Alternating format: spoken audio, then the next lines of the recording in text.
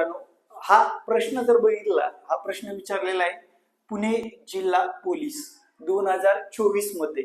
विद्यार्थी मित्रांनो, या प्रश्नाला कशा पद्धतीने सॉल्व्ह करायचं बघा. ताशी 60 किलोमीटर सरासरी वेगाने जाणारी आगगाडी जर ताशी 75 किलोमीटर वेगाने गेल्यास निर्धारित मुक्कामावर 48 मिनिट लवकर पोहोचेल तर त्या गाडीने एकूण प्रवास किती केलेला आहे. सर्वात प्रथम काय करायचं बघा, या 60 आणि 75 चा लसावी काढून घ्यायचा. 60 आणि 75 चा लसावी, तर तुम्हाला लसावी मसावी काढता येतच असणार आहे आणि त्याचा आला आहे 300. आणि या 300 ला एकदा 60 ने भागून घ्या, 300 ला एकदा 75 ने भागून घ्या.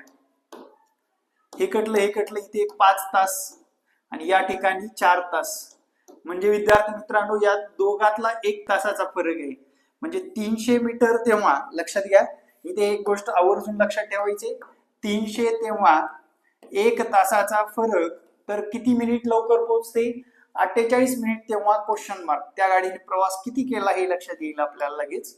48 गुणिले 300 भागिले काय करायचं आपल्याला 60 करायचे. हे कटलं 6 1 6, 6 5 30, 8 45 ला 0 आचेले 4, पाऊण चौक 20, 20 आणि 4 24, 240 किलोमीटर प्रवास केलेला आहे. योग्य उत्तर आहे बी नंबर, करेक्ट आन्सर आहे. पुनश्च एकदा सांगतो काय करायचं, दिलेल्या स्पीड वेगाचा लसावी काढून घ्या. वेगाला एकदा त्या 60 ने भागा, एकदा 75 ने भागा. दोघातल्या वेळेतील फरक किती 1 तासाचा येतो. 300 तेव्हा 1 तासाचा फरक, 48 मिनिट तेव्हा क्वेश्चन मार्क. 48 गुणिले 300 भागिले 60 केल्यानंतर 240 किलोमीटर त्या गाडीने प्रवास केलेला आहे हे इथे सांगता येतं.